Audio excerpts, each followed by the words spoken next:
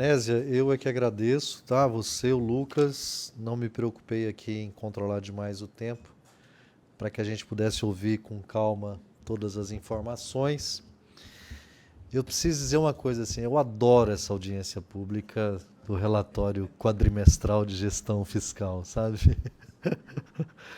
Porque assim, apesar de todo o esforço do governo em sempre pintar um quadro difícil, de dificuldades, agora é mudança de governo, começa aquele discurso do terrorismo, que a arrecadação vai cair, que a gente precisa segurar, o mundo está acabando, mas os números não mostram isso. Os números não mostram isso, ao contrário, os números mostram um processo crescente de crescimento na receita do Estado, na arrecadação do Estado.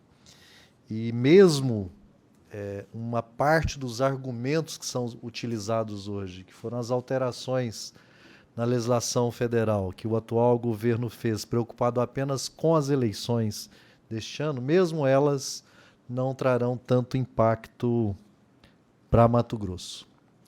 E aí é uma pena, porque nós poderíamos ser um estado exemplo não só para o Brasil, mas para o mundo, em resolver de fato os problemas que a população enfrenta. Nós temos mais de 600 mil pessoas passando fome todos os dias em Mato Grosso. É um estado que tem uma disponibilidade de caixa líquida de 13 bilhões 974 milhões. Eu queria saber onde que esse dinheiro está guardado, sabe? Onde que o governador coloca essa dinheirama e deixa 636 mil pessoas passando fome todos os dias, 2 milhões de pessoas vivendo sem ter café da manhã, almoço e janta todos os dias.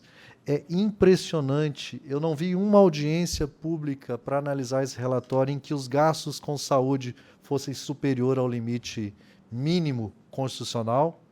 O limite constitucional é mínimo, ele não é máximo. Tem que gastar no mínimo isso.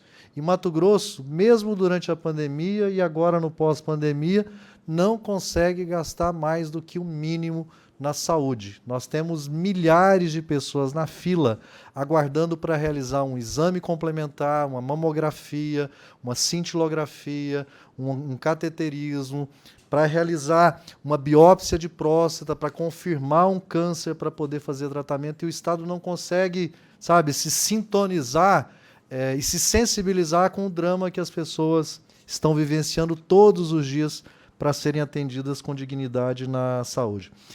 E eu estou dizendo tudo isso aqui porque é um diálogo com o governador do Estado, não é com vocês. Vocês são técnicos, são quadros qualificadíssimos, que expõem os números com todo o cuidado.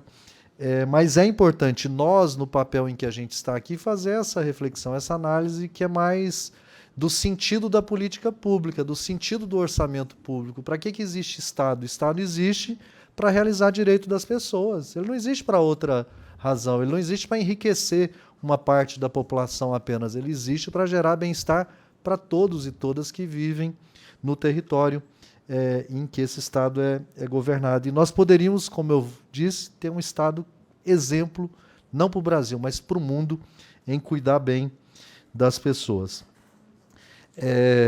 A audiência de mais cedo, que a gente tratou do orçamento, né, a gente vai detalhá-la, os números, numa audiência em novembro ainda. Mas eu só queria registrar, porque assim, quando a gente compara o que aconteceu com o que está previsto para acontecer, a gente vê, mais uma vez, aquela desconexão entre o que é a realidade e o que está previsto. A receita corrente líquida prevista na LOA de 2023, ela é inferior em 3 bilhões de reais à receita corrente líquida que se realizará no ano de 2022. Só comparando o que será realizado em 2022 com o que está previsto para 2023. O que vai acontecer em 2023 para a receita corrente líquida cair? Porque nós vamos ter inflação, que é a previsão que eu acredito que o Estado trabalha uma inflação na casa dos 7%, e nós vamos ter crescimento da economia. A previsão de crescimento da economia para 2023, que está colocada aqui nesses indicadores, é de 3,5%. Então, no mínimo, a receita corrente líquida tende a crescer em 10%. ir para 32 bilhões. E aí, se eu comparo com a previsão que está no orçamento para o ano que vem, são 6 bilhões de reais que estão em algum lugar que a gente não sabe qual é. Para insistir, o Ricardo sabe disso, eu sempre insisto nisso, né, Ricardo? Eu sempre insisto nesses números. Uma outra questão duas outras questões que eu acho que a gente precisa pensar em como superá-las, além dessas que eu falei, que envolvem a população como um todo, o conjunto dos servidores públicos foram muito sacrificados nesses 4 anos para que o Estado alcançasse esse tal equilíbrio financeiro. Nós temos que começar a recompor as perdas que os servidores acumularam nesse tempo e que passam de 22%.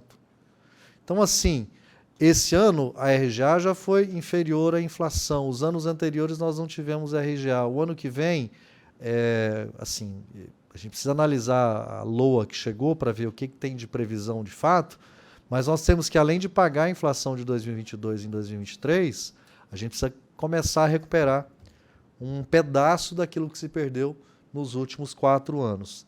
E há uma parcela dos servidores, essa sim sacrificada severamente, que são os aposentados e pensionistas, que além da perda inflacionária, tiveram uma perda abrupta de renda, que foram os 14% cobrados dos seus proventos naquilo que eles recebiam entre um salário mínimo e o teto do INSS. É lógico que houve uma correção parcial disso, mas muito pequena, e que a gente precisa enfrentar no orçamento do ano que vem. É lógico que são temas que a gente vai debater mais adiante, mas essa audiência ela é sempre importante para que a gente possa enxergar com mais detalhe a realidade para compreendê-la e para pensar as tarefas que a gente tem aqui no parlamento.